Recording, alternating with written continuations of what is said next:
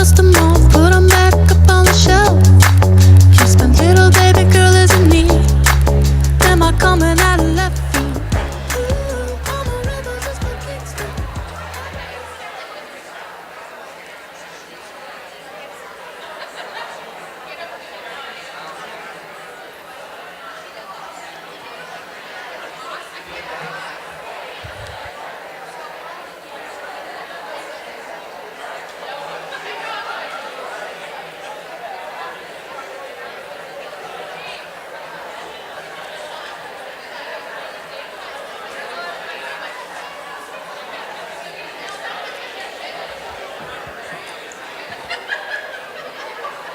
Good morning.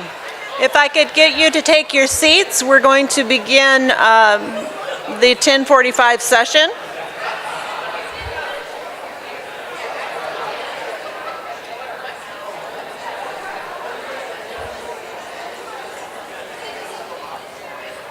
It is my distinct pleasure to introduce our keynote speaker, Dr. Brent Masel, who is the Executive Vice President for Medical Affairs for the Center for Neural Skills and is a clinical professor of neurology at the University of Texas Medical Branch in Galveston. He previously served as the President and Medical Director of the Transitional Learning Center at Galveston from 1994 to 2017. Dr. Masel has conducted research and has over 40 publications in the areas of brain injury rehabilitation, including virtual reality, hyperbaric oxygen treatment, sleep abnormalities, metabolic abnormalities, hormonal dysfunction, and the long-term medical issues from chronic brain injury. His greatest achievements, though, are his two sons, who are both physicians. Dr. Masel, please join us.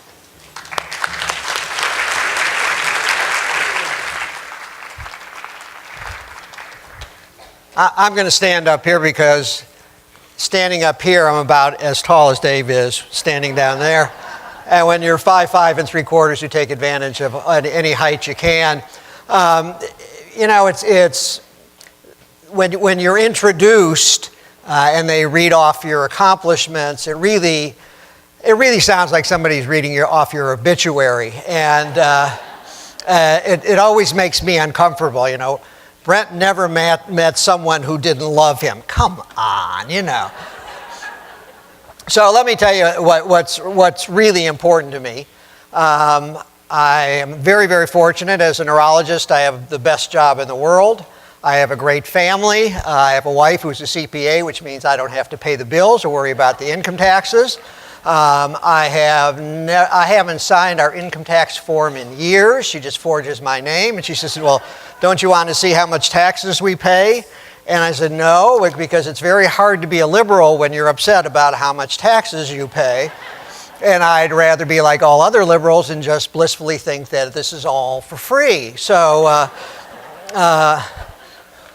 I have two sons who are both physicians. They live within about 6-minute radius of us. I have a house on the water with a pool and a boat. I generally run 5 miles every day. I usually break 90 on the golf course. And about once every 6 weeks or so, you can see me in a bar at a party playing guitar with an old fart rock band. So that's what's really important to me, wherever Sarah is relative to my work-life balance. I guess I need to turn on the...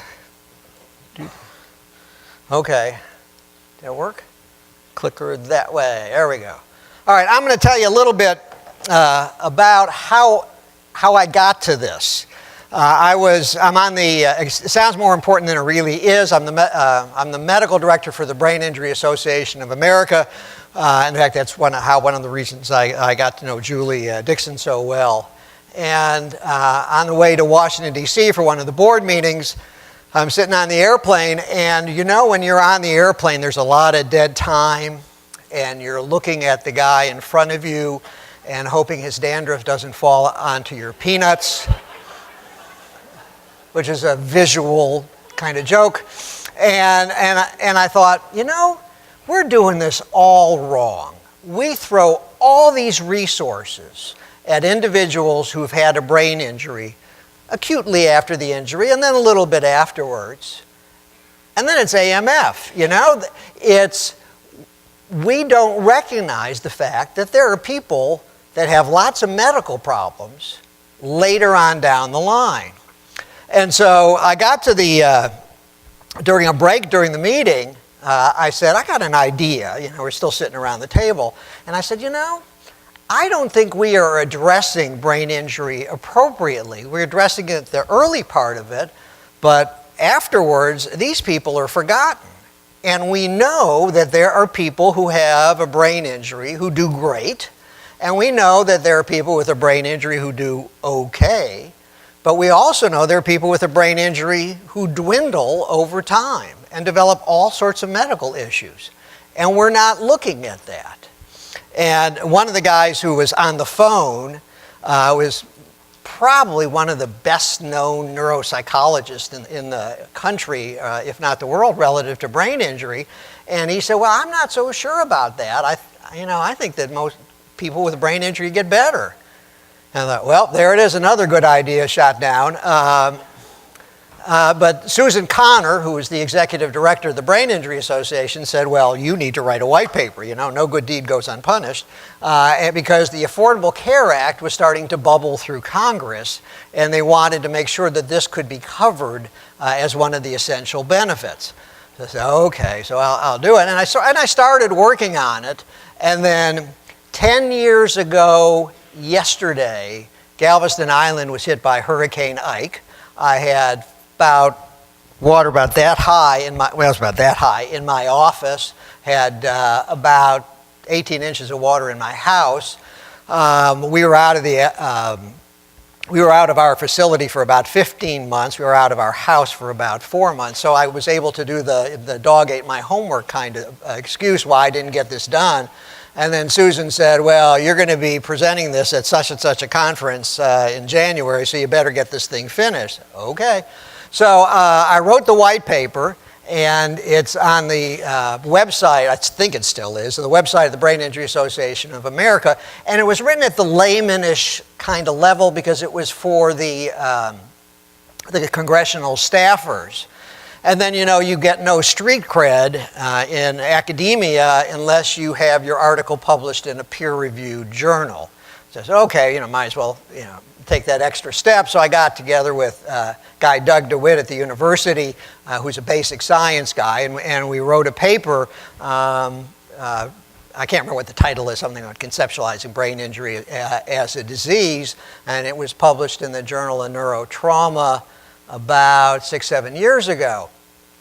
And the interesting thing is, you know, you would assume, especially if you watch the medical TV dramas, that doctors just glom onto new ideas and we just, you know, it's not that way at all. We are very slow to adopt new ideas. And quite frankly, unless it's taught in the medical schools during that period of time, or maybe or during our residencies, we are very slow to adopt new ideas and to change our ways. So I was really and I'll tell you about a study that we did, that it's still slow to get adopted. And nevertheless, this idea really caught on fast. And I guess, you know, when they do read my obituary, it's, in terms of my career accomplishments, it's probably going to be this, because this really caught on. And now it's just sort of the accepted thing. Somebody was giving a keynote were the keynote speakers at some big conference, and it was my friends Flora Hammond and John Corrigan, and they were doing this, and I showed it to my wife, and she got pissed off. You know, I said, wait, they're stealing your thunder. I said, no, this is really cool, because when you come up with an idea, you want people to adopt that idea and you know, to be your apostles, if you will, and go on and talk about this stuff. So this is really, all the time there's papers about this, and in fact I was just reading some stuff on the plane. I do a lot of my medical reading on the plane. It takes my mind off the dandruff on the guy in front of me, and there were several articles relative to this kind of stuff. So that's where it is, and I'm really rather proud of that. Okay, so here's the challenge. Brain injury, for the longest time, has been seen by the industry, and global industry, if you will, as an event. It's like a broken bone. You know, that's sort of it. And once it's fixed, once it's put in a cast or whatever, and maybe you give it some therapy, that's it. You're not going to need any further treatment, and certainly there's going to be no effect on other organ systems down the line. But I'm here to tell you that a brain injury is not an event. It is a disease. It is the beginning of a disease process. To quote my friend Mark Ashley, it is disease causative, and it is disease accelerative, and it never, ever, ever, ever, ever goes away. And I give you some definitions. That's an event, is a final outcome, and that's the definition of disease. I will tell you that as they started to push this concept on a national, as Brain Injury Association started to push this concept on a national level, there was some pushback, interestingly enough, from the survivor organizations, and because they didn't like the idea of being labeled as having a disease. So it's called brain injury is a chronic condition. There's some other euphemisms that are used. Maybe it's because as a physician, I'm very comfortable with the idea that people have disease. I think just about every one of us has some sort of disease or has had a disease somewhere along the line. So it doesn't bother me. Despite the fact that I run every day, I have mild hypertension, so I have mild cardiovascular disease. It doesn't bother me to say that. But the other thing is terms they've used are chronic condition, chronic brain injury. A lot of times I'll say this patient has symptoms of a chronic brain injury. But it doesn't make any difference. It's a disease. Okay, so here's the purpose of the talk. Okay, I'm going to show you that it is not an event. It is not the final outcome. It's the beginning of a disease process.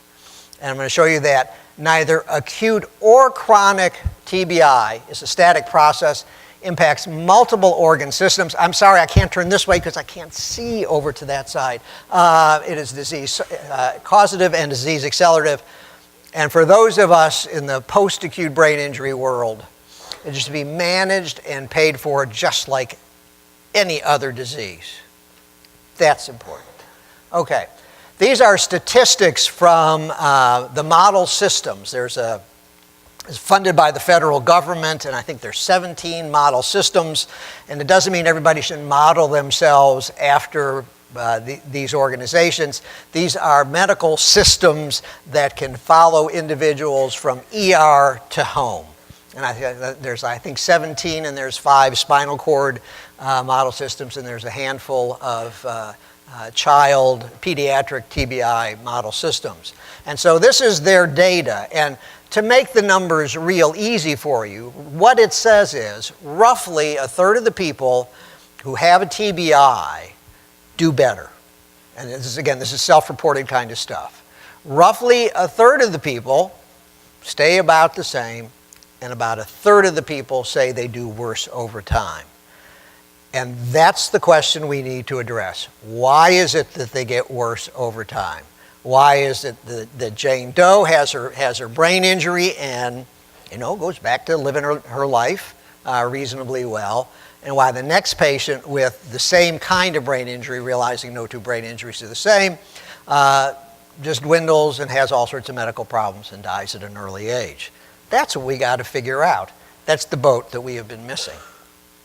Okay. So, this is from the World Health Organization, and this is their definition of a disease. And I'm not going to read the slide to you. The assumption is everybody here can read, so I shouldn't have to do that. A good presenter does not read their slide, so. But somewhere along the line, I'm going to end up reading the slide to you anyway. I apologize. Okay, but those of us who deal with brain injury, isn't that what a brain injury is? Doesn't it fit every single one of these categories? Of course it does. Otherwise, I wouldn't show you this slide. All right. So let's drill down some, all right, and let's look at mortality, early death. And Cynthia Harrison Felix has been at the University of Colorado and has been following, they have this big database that they follow and they're able to follow in Colorado. And people with moderate to severe brain injury, and a lot of the statistics that you will see and that I'll be quoting are in the moderate to severe realm, because we're just starting to look at mild TBI. We're just starting to get our hands around mild TBI. Before I ran the Transitional Learning Center, I was in private practice, a ham and eggs neurologist, back pain, neck pain, seizure, strokes, back pain, neck pain, seizure, strokes, over and over and over. And because I was the only private neurologist in Galveston, everybody else was at the university, I saw all the medical legal cases. So I saw all the whiplash injuries, I saw the slips and falls, and I thought everybody with a mild TBI, then called a concussion, who had any kind of symptoms were malingering, they were just after the dollar, they didn't want to go back to work, they were all bogus and they were all frauds. Now, those people still exist, and that still goes on. Nevertheless, there are people with a mild TBI who indeed become symptomatic, and it's quote-unquote real. And so this is always my mea culpa to all those patients that I blew off in the past and thinking that they were just malingering, who really had a medical problem. I hope they eventually did well and found a good neurologist who believed them. But the life expectancy of somebody who's had a moderate to severe TBI is reduced by 9 years. If the TBI is bad enough that you have to go to a rehab hospital, your life expectancy is reduced by 9 years. Now, I will tell you that one of the problems that we physicians have, one of the many problems we physicians have in communicating with our patients is when it comes to statistics. Because I remember the very first time I gave this talk was to the, well, I guess the second time, it was to the Brain Injury Association of Texas, and it was all individuals who had had TBIs or family members of somebody who had TBI. And in my mind's eye afterwards, there was a little old guy, and he came up to me and said, "Does this mean I'm going to die 9 years sooner than I thought I would?" And at that point, I realized that we present statistics all wrong to patients. Okay? If you say to the patient, you can have that procedure done, only 1 out of 1 million dies, it doesn't mean everybody dies 1/1,000,000th, which I guess is okay. It means one person dies 100% and everybody else lives fine. And so when we talk statistics, we have to keep that in mind. Statistically speaking, my wife is going to outlive me by 3 years because she's going to put me in an early grave, but it doesn't change the way we approach our life, okay? So it's a statistical thing. But statistically speaking, people with a moderate to severe TBI die sooner than the non-injured cohort. And there are some studies, again, we're starting to catch up, that individuals with even a mild TBI are more likely to die earlier. And these are the questions we need to address. Why is that happening? I find this slide interesting. Hopefully you find all my slides interesting. I find them all interesting. But the part in the red, because what it says is, when you subtract out that first year following the brain injury, where there's all sorts of medical issues, they could be throwing clots. I mean, there's lots of bad things that are happening medically. So you get past that first year, the danger period, if you will. I just made that up. That it doesn't make a difference within the framework of moderate to severe. It doesn't make a difference if you had a moderate injury or you had a severe injury, you're still going to die early. Okay, so it's not necessarily the severity of the injury once you get past year 1 that causes people to die earlier. But what is it about the brain injury that causes them to die earlier? We don't know. And again, this study showed that there's some evidence that even people with a mild TBI are more likely to die earlier. Okay, and here's their causes of death. Seizures, and I'll be talking about that in a bit. And the other are infections.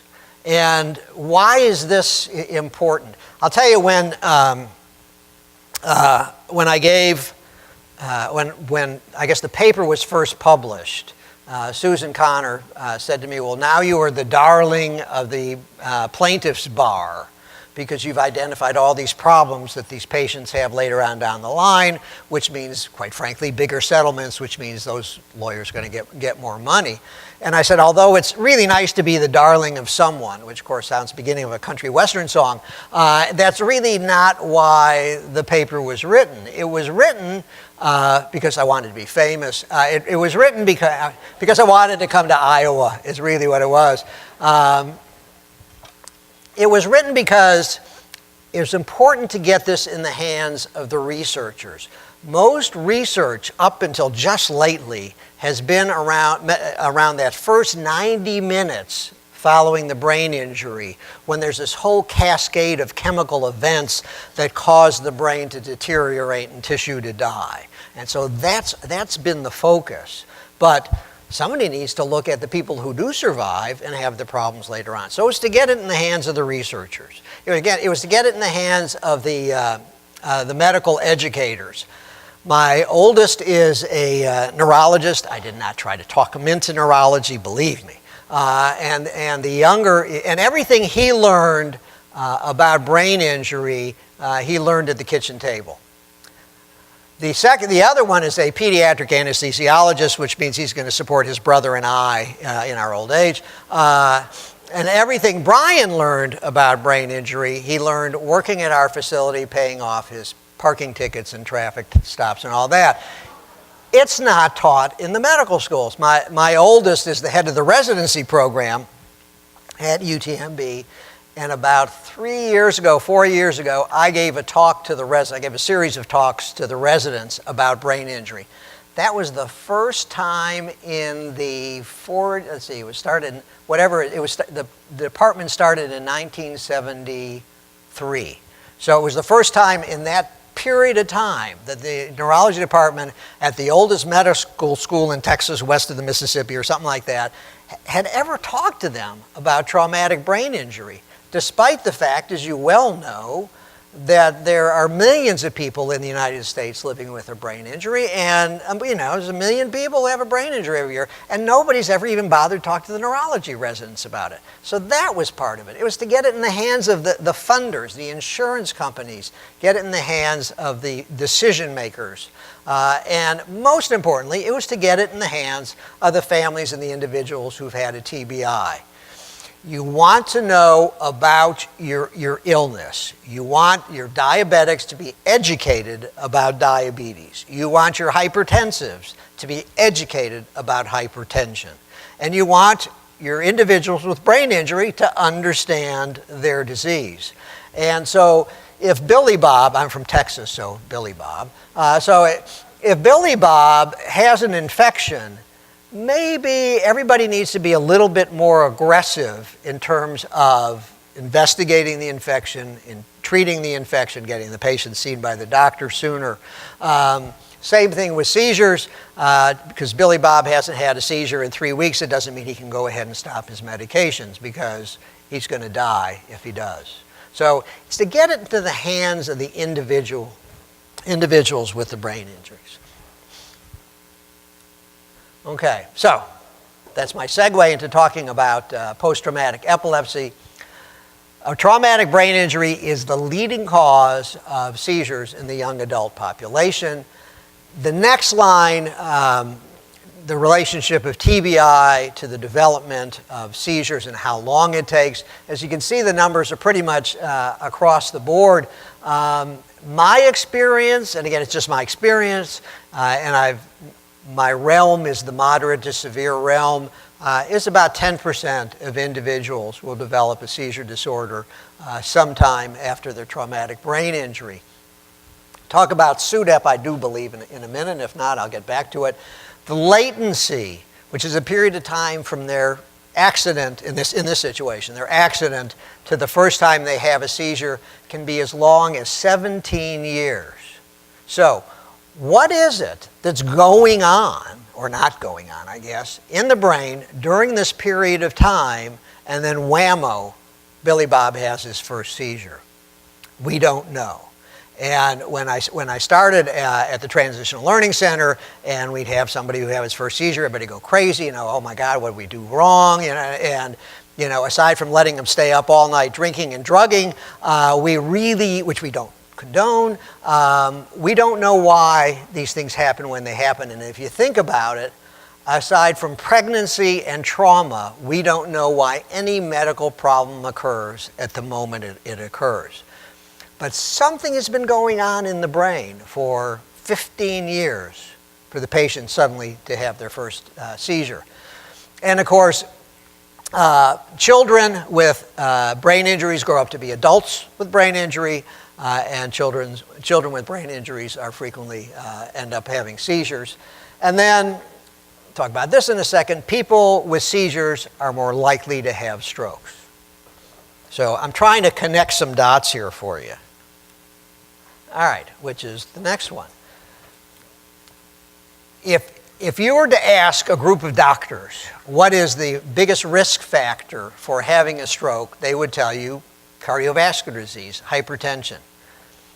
The risk for having a stroke is almost as great in people who have had a brain injury as it is with people with hypertension. So number 2, if you will, and it's not far from 1 to 2, is traumatic brain injury. So what is it about a traumatic brain injury that makes the patient more likely to have a stroke? We'll talk about that in a minute. But this is an enormous study. And a lot of research studies are based on 20 people, 30 people, 50 people. This is over 1 million people in California. Large study in China, in Taiwan, same kind of thing. And in their study, the severity of the brain injury correlated with the chances of somebody developing a stroke. The worse the injury, the more likely you were to have a stroke. Now, in neither of these did they have a time frame. So a lot of these could have occurred in the peri-trauma period of time. I wouldn't be at all surprised. But nevertheless, there was a fair number that were not immediately around the time of the traumatic brain injury. All right, this one absolutely blows me away. I have no idea. I have no explanation for this. It's that same Taiwanese group, because everybody is in the same medical system. So every single person's medical records are accessible in these kinds of medical environments. So they had all these patients, 25,000 without a TBI, 5,000 with a TBI, followed them for 3 years, just 3 years. And what they found was people with a TBI were 5 times more likely to develop a brain tumor. Now, I went back and read the paper several times. It didn't say what kind of tumor. It didn't say where the location was. It's off these the enormous databases. But what it said was they were 5 times more likely to develop a tumor. The more severe the brain injury, the more likely they were to develop the tumor. Again, what is it? I don't know. When you do research, you want people to replicate your research to show that you weren't faking it or it wasn't just happenstance, if you will. It's going to be a while till somebody pulls this kind of data again from somewhere else. But this was just, it's on the paper. It wasn't really research. They just did data mining. So this is the real deal, but exactly what it represents, I have absolutely no idea. I can't even come up with a theoretical reason why this happens. Give me enough time, I guess I could. Same thing with multiple sclerosis. Neurologists have always been taught that MS has been due to some sort of exposure to a virus. That was always the theory, although it's starting to change. And a lot of it was based on geographical location. If you move from the north to the south, in the northern hemisphere, say opposite the southern hemisphere, if you move closer to the equator before age 13, 14, then your risk of MS is that of a native-born southerner. If you move afterwards, you maintain that same risk of a native-born Yankee, if you will. I'm from Chicago. I went to medical school in Chicago. MS was always in the differential diagnosis because it was so, relatively speaking, unbelievably common in the north. Somebody was pregnant, well, maybe they got MS too. I mean, it was always in the differential diagnosis. And then I went down to Galveston to do my residency, and you never even thought about it because it was so rare. So what is it about that geographical change? And the thought was we are exposed to some sort of virus in the north, and then it stays in us, and then it blooms, if you will, sort of like the shingles. And yet, people with a brain injury are more likely to develop MS and develop their symptoms of MS. And I was asked to review some medical records from a lady who works for an insurance company. Her daughter, who lives way up in the north, and her daughter had an accident, and it was a mild to moderate accident. And retrospectively, she may have had MS. She may have, if you look back, maybe some of the symptoms that she had that came and went were MS. But she had her disease just blossomed within like a month after her accident. Just absolutely, little white spots all over her frickin' brain. So was it the accident? I don't know. I think so. And the girl's doing very well, by the way, I'm pleased to say. So what is it about brain injury causes somebody's MS to flare up? Don't know. Sleep disturbance. Really, the only reason I show you this slide is because I'm the lead author on the study. So I'll go past it. No, the people with brain injuries, lots of folks complain of sleep disturbances. Granted, a lot of people without a brain injury will complain of sleep disturbances. But we did a study a while back, and what we did was it was all comers, and initially you're supposed to say when you're trying to get people for clinical research, you say, would you like to help humanity? Would you like to make a contribution to medical science? That never works. So then you say, would you like $100? And then they agree. So they went to the sleep lab.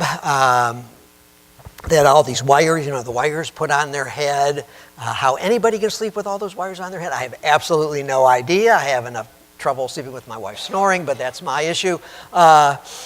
And then you measure their sleep for, do they have sleep apnea? Do they stop breathing? Do their legs kick, which is periodic leg movement sleep? Do they have what's their depth of sleep? Do they, all sorts of stuff. And then the way it's supposed to be done, and if you all are sending patients to sleep labs, they absolutely must stay in the sleep lab the next day.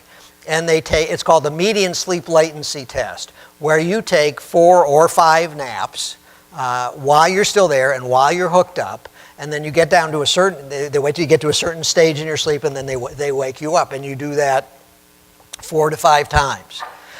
And the reason it's so important is you can have normal night's sleep per the polysomnogram and yet still be clinically sleepy, and I'll tell you about that in just a second. But what we found was, and we took all comers that were willing to do this. We found objective sleep disturbances in about 40% of the individuals, and I'll make the numbers easy. About the half of the people we studied were abnormal. Okay, and of that half, about a quarter had obstructive sleep apnea, with typical thick necks, and they snort and never get down into their deep stages of sleep. Another fair number had periodic leg movement sleep, so when they get down into the deeper stages of sleep, their legs kick. and that, in essence, kicks them up into a higher stage of sleep so they never get down into that deep, deep sleep that you need. We had a couple that had narcolepsy, but half of the abnormal half had a normal night's sleep. Their polysomnogram was absolutely normal, but they were clinically sleepy during the day. And the way that's determined, if the MSLT is less than 5 minutes, some people say 10, but we'll say less than 5 minutes, on average, then you are clinically sleeping. And some people say, oh man, I can fall asleep just like that. But not 5 times during the day you're going to fall asleep like that. And we had a lady, and the interesting thing is there's no relationship at all to self-reporting. People are bad about reporting their sleep in general, but people with brain injuries are even worse. And so we have them fill out, as part of this study, we had them fill out what's called the Epworth. And it's, I fall asleep at stoplights, 3 points. I fall asleep when my wife is talking to me, 4 points. And if it's a certain number, then you've got a problem and maybe you ought to go see your doctor. No relationship at all with what the patient reported and what we found objectively. In fact, there was this woman who her median sleep latency was 30 seconds. I mean, she was boom, you still have that after image of the light in your eyes, and she was sound asleep. She scored perfectly on her Epworth. She had no idea she had this problem, and she drives. But she's down in the Galveston area, so you're safe. You don't have to worry about that. And as we connect the dots of brain injury to other problems, obstructive sleep apnea is an enormous risk factor for people having strokes. Because when the patient has, and maybe one of you has, that period of apnea, your blood pressure goes absolutely sky high through the roof. And I have a good friend who had obstructive sleep apnea. He didn't have a brain injury, but he had obstructive sleep apnea and absolutely refused to wear the CPAP, or the BiPAP machine, and he had a stroke. And I would nag him, and maybe I just didn't nag him enough, but he had a stroke, and now he's hemiplegic and aphasic. It's a nasty problem. So if you have sleep apnea, or you know somebody who has sleep apnea, it's not a benign condition. It's something that needs to be addressed. So, it's a brain injury, increased risk of obstructive sleep apnea, increased risk of having strokes. Okay. This is something we got involved in, about 15 years ago, when we started looking at hormonal dysfunction in individuals with a brain injury. It was sort of a serendipity kind of thing. But the bottom line is that we found hormonal abnormalities, and this is the moderate to severe range, in roughly 30 to 40% of individuals that we tested. And again, we tested all comers. Your pituitary gland is dead center within the brain. If my fingers could touch, it would be easy because there's nothing but air up there. If my fingers could touch, that's where the pituitary is. It sits in this little bony cave called the sella turcica, which means Turk saddle, although it doesn't look anything like a Turk saddle to me. And it's about the size of a pea. And it's the master gland. It turns on and off an enormous number of hormones. It really controls our body. And what we found was, again, roughly 30-40% of people after a moderate to severe TBI had pituitary dysfunction. And an interesting aspect of it, sometimes if you test these people, a lot of people, if you test them at 3 months, they may be normal, and yet you test them at 12 months and they're going to be abnormal. So what's happening during this period of time? Is tissue dying off? We don't really know. And one of the reasons this really excited me, because as a physician, if you think about it, there is very little that we do that really makes a profound difference in the patient. We treat the symptoms that the patients with brain injuries have. We don't treat the underlying problem because we have no treatment for the underlying problem. So as I talk about these the pituitary dysfunction and the problems that people may have, I want you to think about your patients and say, I wonder if that's the issue. Because now it's pretty much said if you've had a moderate to severe TBI and you are symptomatic, you're still having problems, give or take a year afterwards, you ought to be screened and you ought to be treated. So, of the hormones that we found problem, growth hormone is the bad boy. Growth hormone is not just about being tall. We all need growth hormone throughout our life till the day we die. Obviously, we need more as in our childhood and adolescence because it is related to being tall, but we also need it later on down the line.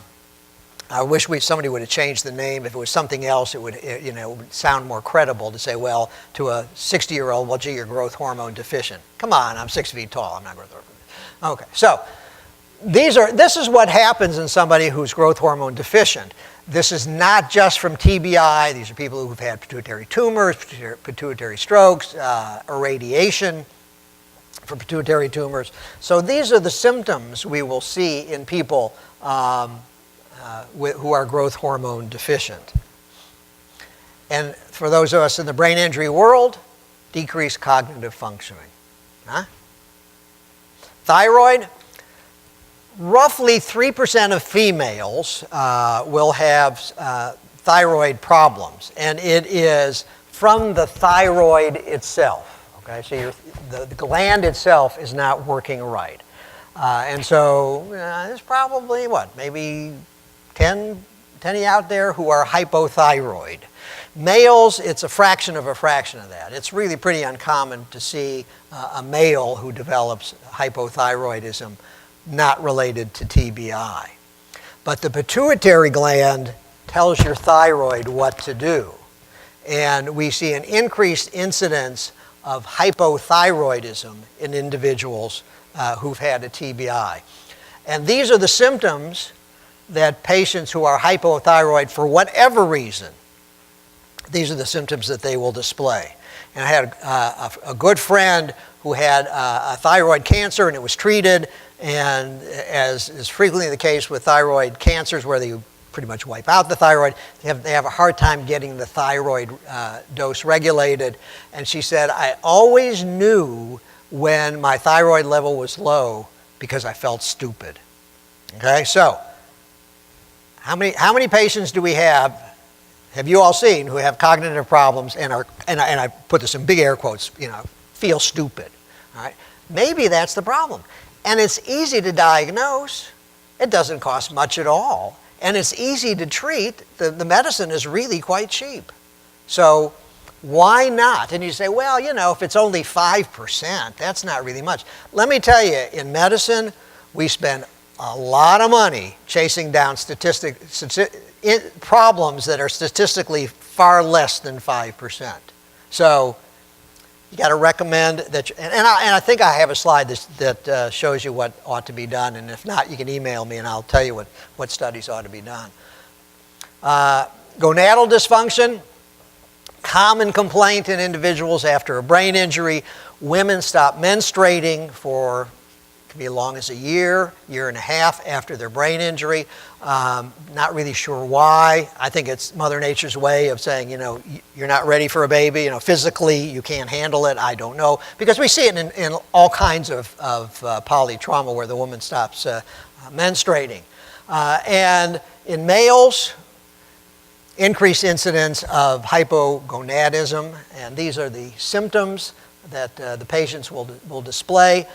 And there is some correlation between a low testosterone and cognitive functioning, which all goes to show that men really do think with their penises.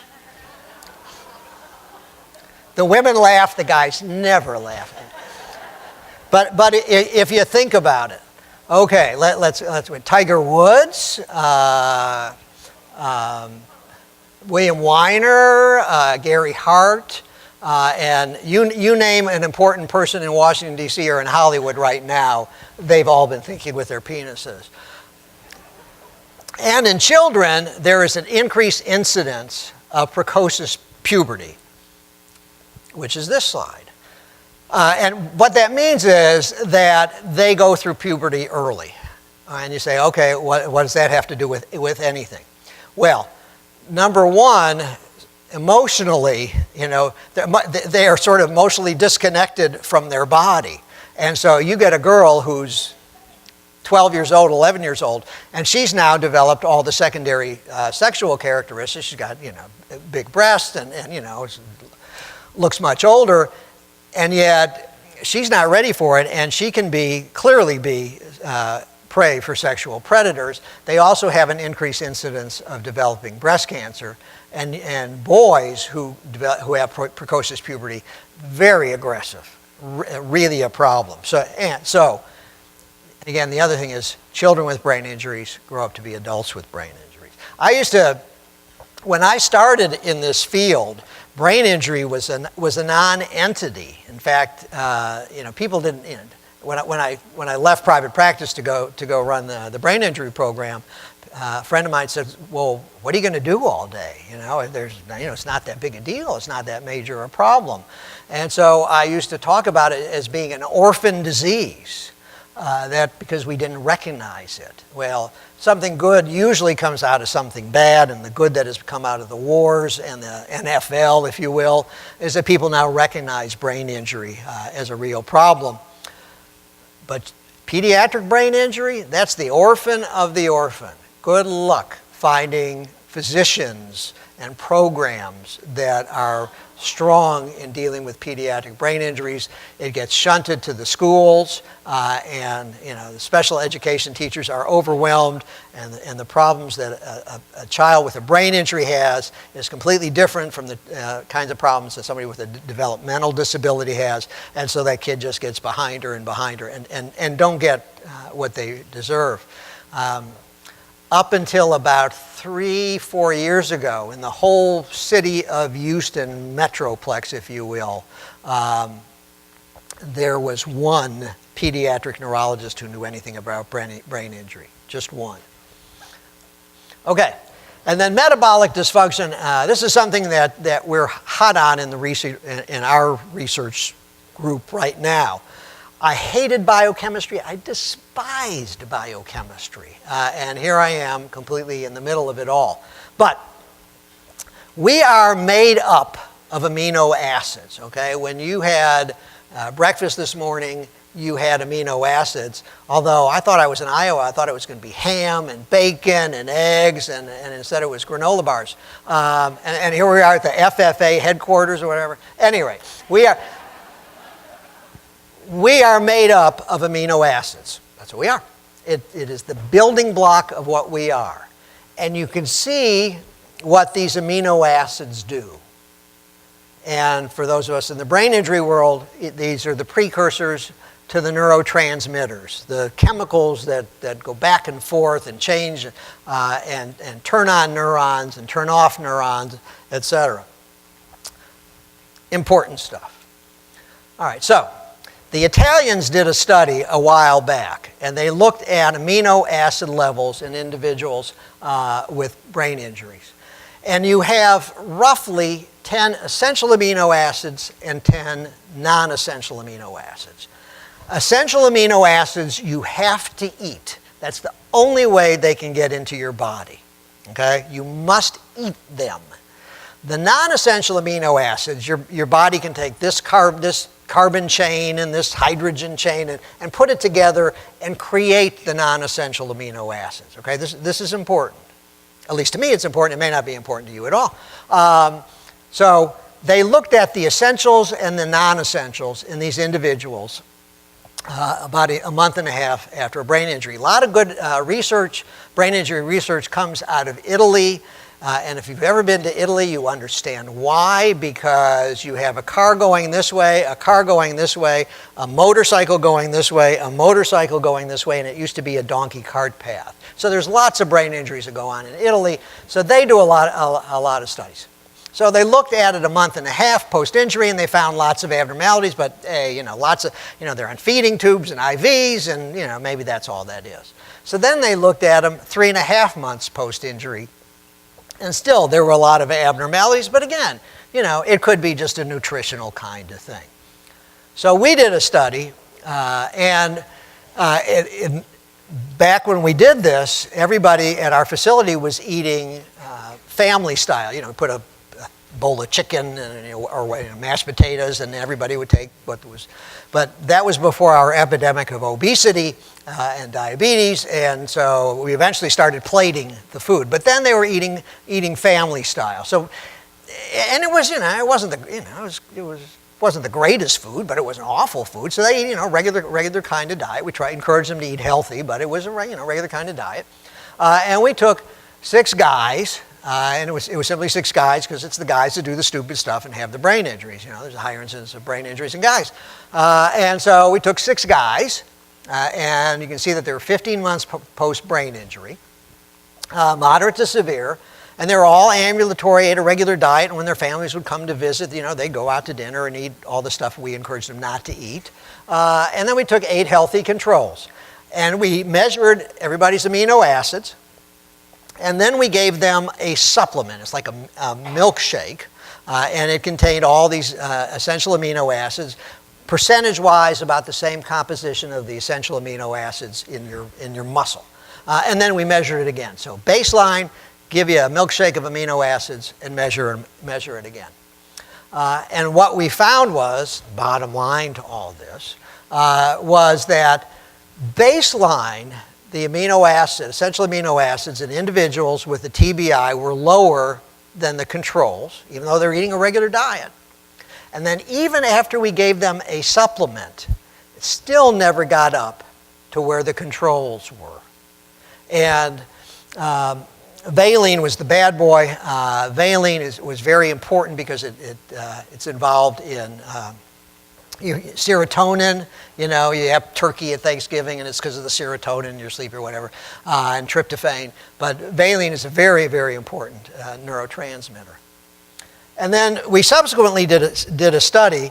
It took us a while to go. We were going to do specific studies using valine and some other essential amino acids, and then we got hit by the frickin' hurricane, so that wiped that out. And then the researcher couldn't decide if she wanted to go back to Norway or stay in Galveston, and back and forth. Eventually, she moved to Arkansas. I don't understand. And so, and then it was on this brain injury as a disease kick. And I thought, maybe instead of studying people in that acute period, if you will, or a post-acute period, maybe we ought to take a look at the people with chronic TBIs. So we had, our facility had a long-term living program. So let's study these folks. Because I've been following these people a long time, and a bunch of them are dwindling. Now, maybe it's because I'm their doctor, I don't know, but they were dwindling. So we decided that's where we were going to put our money. That's where we were going to put our efforts. So what we did was we had everybody fast, and we had, I don't remember the number, 10, 12 patients, give or take, who are in our long-term living program, and we had controls, matched controls pretty much by age. I was one of the controls. We fasted, and then we all had our blood drawn for our amino acid levels. And then we all ate breakfast. We all had to say, give or take, it was the same breakfast. We all ate a little bit different amounts. And then an hour later, we had our blood drawn again. So baseline, eat a meal, have your blood drawn again. And what you see here is, I'm going to have to, sorry to the folks over there, because I can't even see it from here.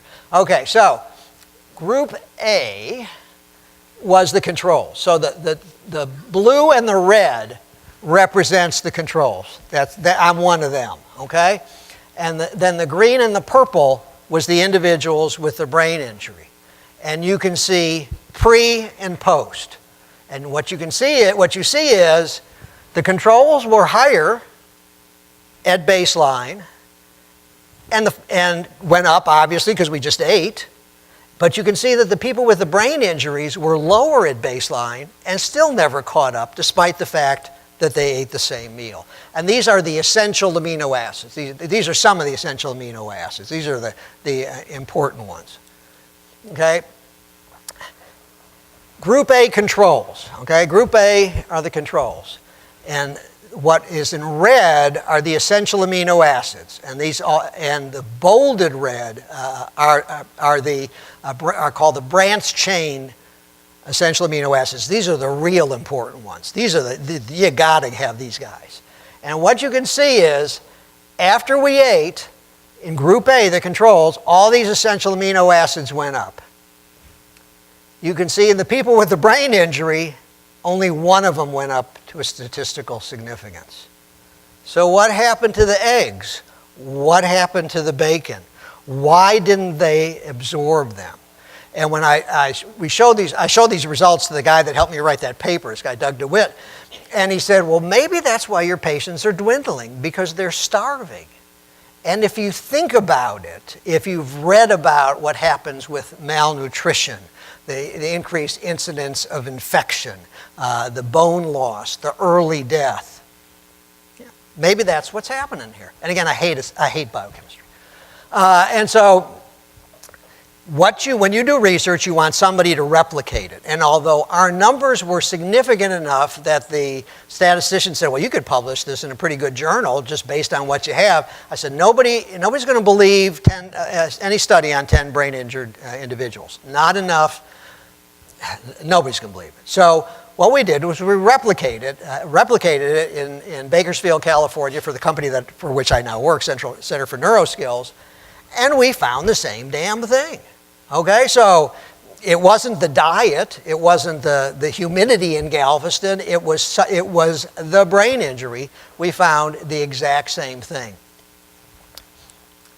And we also drew inflammatory markers, just a blood test. And the bottom line to this slide is that there was evidence there was increased inflammation within the brain. So when we start talking about etiologies, what's going on, that's where we're headed. I'm going to go back to this. So the question is, where are the eggs going? Well, one theory was maybe it gets sequestered in your liver, which is here, not here, I'm sorry.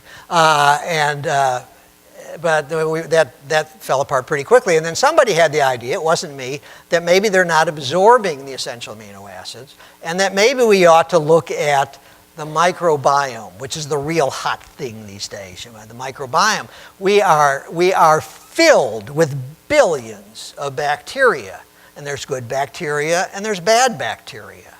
And it's the bacteria in the gut that help you absorb the essential amino acids. And if lots of times somebody gets an antibiotic and then they get diarrhea afterwards, it's because you've wiped out the good bacteria in your body.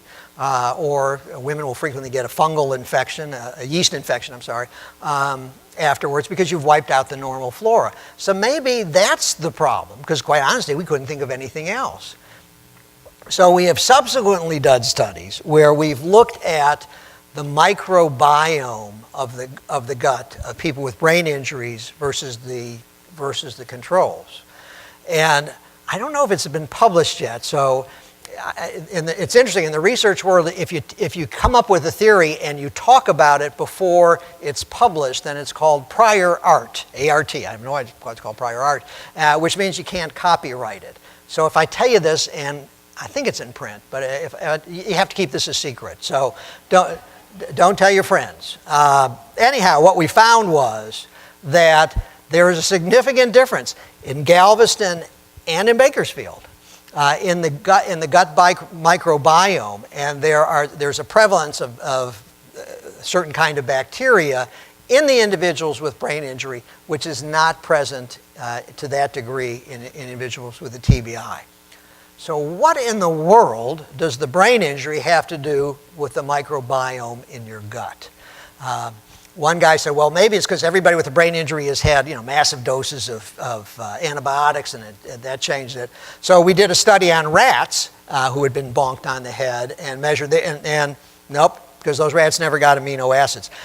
Rats with chronic TBI also showed these kinds of findings.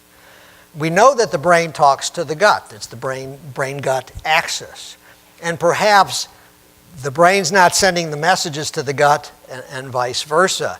Interestingly, I talked about this with a guy to spinal cord patients, and they measured the amino acids in their spinal cord injury patients, and they found similar kinds of findings. And it's perhaps because the brain can't talk to the gut because the spinal cord is injured. So where we are right now is we are measuring again the microbiome. And then really the question is, what do we do next? And one of the thoughts is, well, could it get better if you do a fecal transplant? I know you've read about fecal transplant, people with C. diff, the terrible bug that gives you diarrhea. You get a fecal transplant, it's either put in through it's not my poop, it's somebody else's. I think it was a medical student, I think. But normal gut, or they put it up rectally in a pill.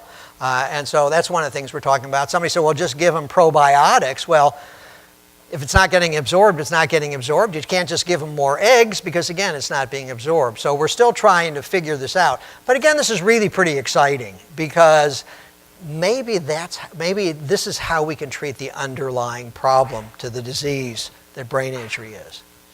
Okay, psychiatric disease. Obviously, an enormous problem in the United States in general, and certainly an enormous problem in individuals with a brain injury. And I read on the plane, just so I can, again, impress you that I really do keep up with my medical journals.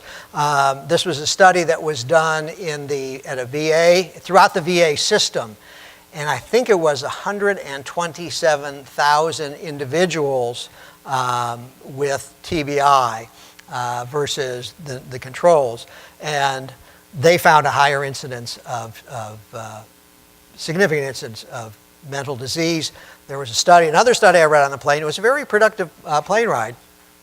The entire country of Denmark was studied for the incidence of suicide after a TBI. And they were studied for 25 people. There's 7.5 million people in Denmark, which I didn't know. And probably will forget soon. And they studied these people for 25 years. And if you had a TBI, and it didn't say mild, moderate, severe, it just said TBI, you were twice as likely to commit suicide than the non-injured control. So it's a real thing. These numbers are all across the board because they're very poorly defined. Needless to say, those of us who treat people with brain injuries, we know there's a higher incidence. And this I find very interesting. I can understand personality change after a brain injury. My personality would certainly change if I had a brain injury. But look at the incidence of major mental disorder. We are talking about major psychiatric disease, major depression, manic depressive disease, bipolar disease. We are talking about mania. We're talking about schizophrenia. And the school of anecdotal medicine, I still remember a guy who had moderate to severe brain injury, eventually was able to go back to work. He ran a small company that drilled under highways so they could run pipes and cables underneath. That was his company. And he did okay for, I guess, about 6 months or so. And then he started to dwindle and just became floridly psychotic. Absolutely wacko psychotic. No incident of schizophrenia in the family. We looked real hard. This was not the familial kind of problem. And I've got some other ones, guys, that were. He was getting. Some guy was getting messages from Denny's. It was microwaved to him from Denny's. What is it about the brain injury that is causing this kind of psychiatric disease? Don't know. There is no Bible in medicine. Anybody who's been, I've written a couple of book chapters, and I will tell you that, somebody asks you to write the book chapter, you write the book chapter, and then you send it in, and it sits somewhere, and then 6 months later they say, we need you to correct this, and then you correct it, and you send it back, and then it sits somewhere, and they send it back to you and say, you need to send this in 24 hours or the world's going to explode, or something like that. And then you send it back, and so it's like 2 years until it gets published. So most books are out of date the day that it gets published. But the best we have is the Institute of Medicine and what they put out. And the Institute of Medicine is I think their name has now been changed, is chartered by the Congress. So if a congressperson says, I want to know the incidence of gallbladder disease in left-handed blondes, if they can appropriate the money, they go to the Institute of Medicine and then they do the research. They don't it's all literature review. They don't actually do any bench or clinical research. But they do literature review, and then they put out a paper, an article, a book.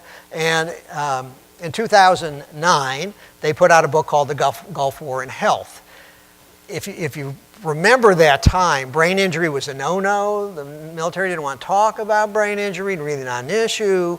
But the whole book was about brain injury. But nevertheless, the title was The Gulf War in Health, although it was 100% about brain injury. And what they said was, yeah, it can happen. That there is a decent chance that if you've had a brain injury, you're going to develop a psychosis. And it's more likely going to happen a year or two, a couple of years after the brain injury than right away. What's it about the brain injury that causes this to happen? I don't know. All right, and then Alzheimer's. Alzheimer's like dementia because Alzheimer's is a very specific disease. And these studies are showing the same kind of thing, that if you've had a brain injury, you are more likely to develop a dementia down the line. And this VA study showed that if you had, and these are, I think, mostly mild TBIs, that you were twice as likely to develop a disease like Alzheimer's. And if you had a moderate to severe TBI, 3 times as likely to develop a dementia later on down the line. It's the real deal.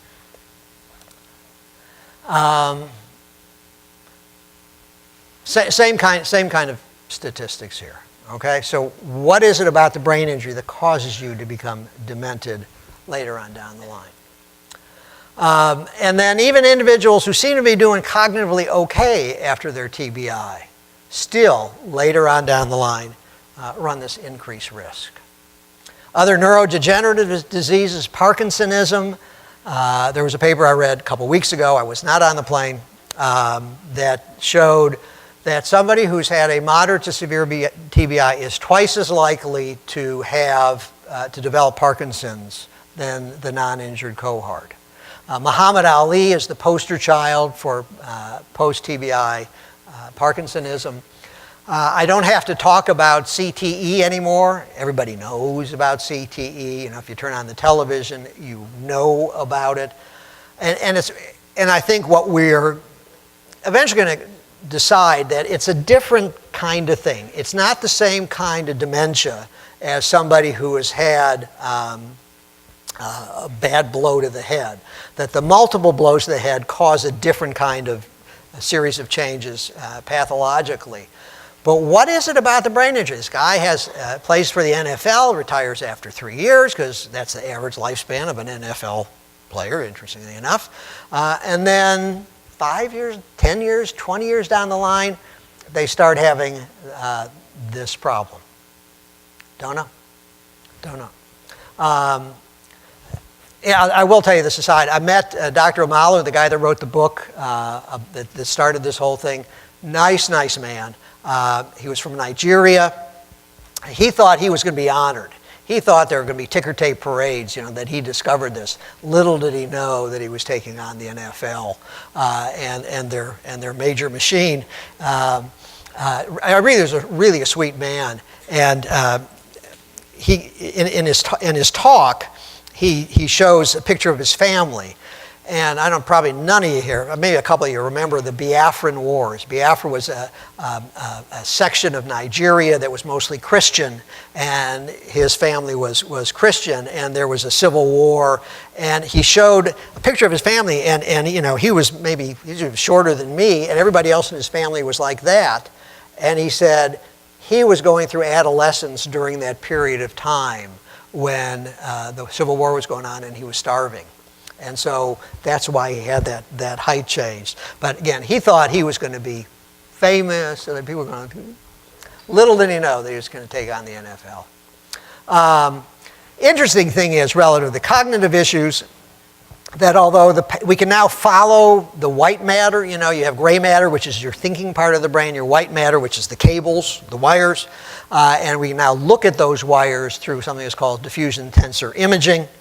And what we see, and this has been replicated a bunch of times now, is that the patient seems to be doing okay cognitively, and yet the white matter, the cables, are breaking down, even though the patient seems to be doing okay. So maybe that's part of the reason why they eventually decline. Okay, so what are the etiologies? We're not far from done here. One is damage to the blood-brain barrier. There's all sorts of barriers to protect your brain, to keep bad things from getting in there. Well, obviously that breaks down after a brain injury. Liberation of free oxygen radicals, that was the hot, antioxidants. Everybody should eat blueberries because it's antioxidants. So that's a theory, because after an injury to the body, these oxygen radicals are released and they're bad. Loss of brain reserve capacity, I think this is a good possibility. We all have extra neurons in our brain. And as we go to Jethro's that have 2 beers, which is what I did last night, and I had a pork sandwich so I could, be like an Iowan. As we, your neurons die, but you have these reserved, and they come in and they take the place. But what happens when you've had a brain injury and you lose a bunch of neurons? Well, your reserves come in and take their place. But what happens is those guys die off. There's nobody to take their place. And that's one of the reasons, and we know that, say, relative to Alzheimer's disease, somebody who is multilingual has a lesser chance of developing Alzheimer's disease. My personal experience is the more educated the patient is, the more highly employed, and I'll use that in air quotes, the patient is, the less likely they are to have cognitive issues after their brain injury within the big scheme of things. And it's perhaps because they have more cognitive reserve. Amyloid plaque, which is scar tissue. We talked about the inflammation, decreased blood flow, nutritional deficits. We talked about apoptosis, which is programmed cellular death. Every cell in your body is on a timer, every single one. And this is why we get gray hair when we get gray hair, and why we get wrinkles when we get wrinkles, because the timer says it's time. Okay? And one of the theories is that the timer is reset after the brain injury. And so the patients, if you quote unquote age quicker after their TBI. I think the process of apoptosis is fascinating. Cancer cells are immortal. Okay? And the reason is, I will tell you. You have the chromosome, the genes, if say, here's your chromosome, at the end of the chromosomes are called telomeres. And if you think of like a barbell, and here's the weights. And these weights, the telomeres, make sure that when the chromosome replicates, it goes exactly from there to exactly there. And people who have, as we age, these telomeres break down, and then these chromosomes can't replicate exactly the way they're supposed to, and then the chromosomes die. So that's the concept of apoptosis. People with cancer cells, those telomeres never shorten, so they replicate and they replicate and they replicate. But if you could figure all that out, you figured out the secret to eternal life. And so I think it'd be a great movie. The Russians come up with this thing. But okay, so the Institute of Medicine, and we're almost done, so just hold your bladders a little while longer. Institute of Medicine in this book, and it's downloadable. You can download the whole book if you want. Stratified things, it's like if you have the brain injury, this may happen. You have brain injury, no, it's not going to happen. You have this brain injury, it's likely to happen. And down to that's the fact jack. So I think they did about 5 categories. So what they said was, we think maybe there is a connection between the brain injury you see there and the development of these kinds of problems later on. All right? We think, maybe there is this connection. And now this is the positive association. We think, there's a pretty good chance that this is really happening. You have your brain injury, you're going to develop these kinds of problems. Again, statistically speaking, later on. And then a causal relationship. You have the brain injury, you're very likely to develop this kind of problem. And again, this is as close as we have to a Bible in medicine. So indeed, you have a brain injury, you do run an increase of risk of developing medical issues much later down the line. So, annually in the United States, there's over 5 million people, there's over 100,000 people who sustain a brain injury, and we know who sustain a significant brain injury. Okay, I'm talking about significant because we know there's 1 million people who have TBIs, but of that, about 1 million, about 100,000 will become significantly disabled from their brain injury. And we know that there's over 5 million people living in the United States who have a disability due to their brain injury. And so I think, as a result of their trauma, they have a brain injury disease. And I think brain injury needs to be taught and reimbursed and managed just like any other chronic disease, just like hypertension, just like other cardiovascular disease, just like kidney disease, just like pulmonary disease, just like diabetes.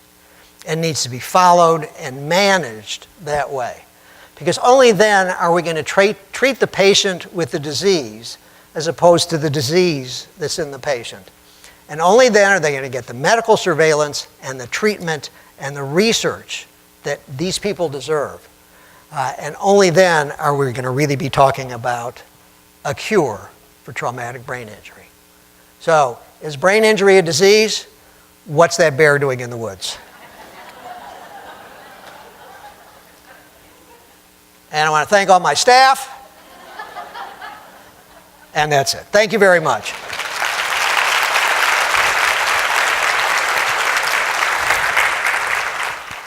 Thank you. We do just have a couple minutes for questions if anybody has any questions for Dr. Masel. As you guys can tell, he's world-renowned for this type of research, and this is his field. This is where he lives. So if you have any questions, feel free. We've got a couple minutes. Kate? Yeah, I've got one. Going back to your slide on the possible etiologies and inflammation is one of the things that you're posing might be a problem.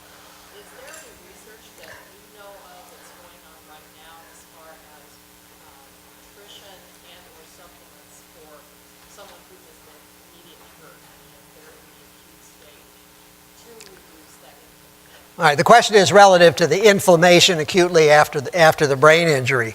Interestingly, there was a study that showed, it wasn't acutely, but it was an Italian study. When they entered the rehab hospital, they gave, and I can't remember the number, a fair number of people IV essential amino acids. And then compared to how they looked at how they did 2 weeks later, 3 weeks later, compared to people who didn't. And the people who got the IV essential amino acids clearly did better. And honest to God, I tried to get people to replicate this. I was even able to dig up the money for these people, the people in that setting to replicate it. I couldn't get any interest. Because then and it's easy to do, it should become the norm. So the answer is, I don't think anybody's doing that.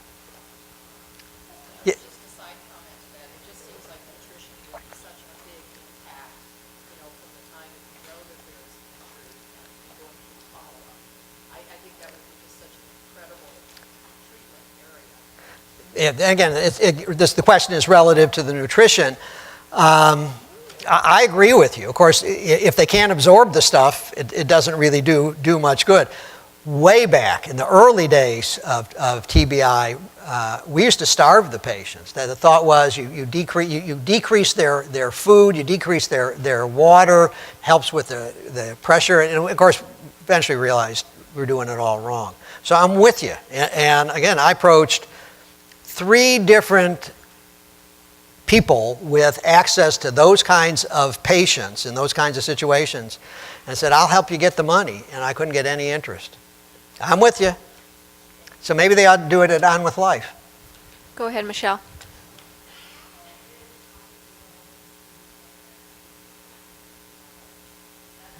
How can someone check their amino acid levels? Oh, you can go to the doctor and get your essential amino acid levels checked. That's really simple. You do it fasting. It's more meaningful that way. Insurance companies won't pay for anything, so what difference does it make? It's just one more thing they won't pay for. I have no idea, but it's easy to check. It's the interpretation of that is difficult. And again, even if they are low, the question is, what can you do about it? You know, should you try probiotics? I don't know. I pushed for us to do more clinical, try more clinical stuff, and I got some pushback and said, Brent, you're getting the cart before the horse. You're going to need to slow down. But I want to find something before I drop dead. You know. All right, one more question over here.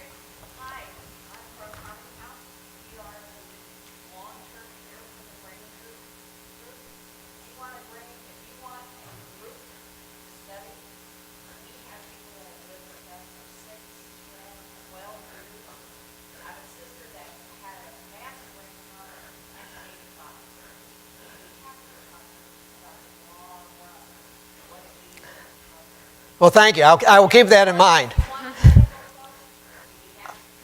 I will keep that in mind because if we do, let's say we come up with substance X that we think is worthy of a clinical trial, it's going to take a lot of patience because, you know, what are your outcome? What are you measuring in somebody who's 10 years post-TBI to see that they're doing better 10 years later as opposed to somebody who's not going to get this supplement or whatever it is. So yes, I will certainly keep that in mind. Thank you. All right, thank you all for the questions, and thank you for Dr. Masel.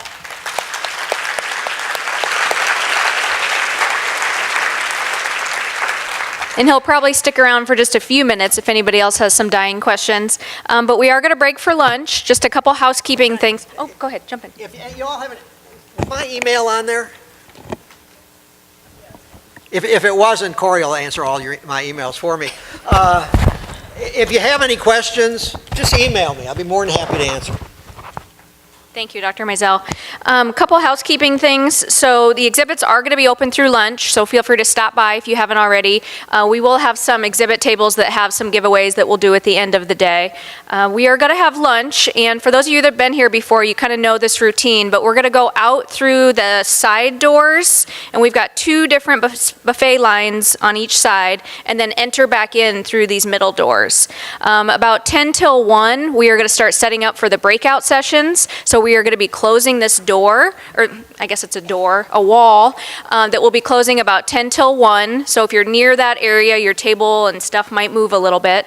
But just keep in mind, if you know which breakout session you want to go to, this is room 106 over here, and this is room 107 over here. And room 106, let me make sure I'm telling you right, it's more than just walking and talking, how cognition affects physical function. And over here is neurovisual rehab for brain injury. So to give everybody a little bit of a heads up, go ahead and break for lunch, and we'll see you all back in about an hour. Thank you. You've got a great way of keeping people engaged and entertained. I've never met a microphone I didn't like. Actually, I'm about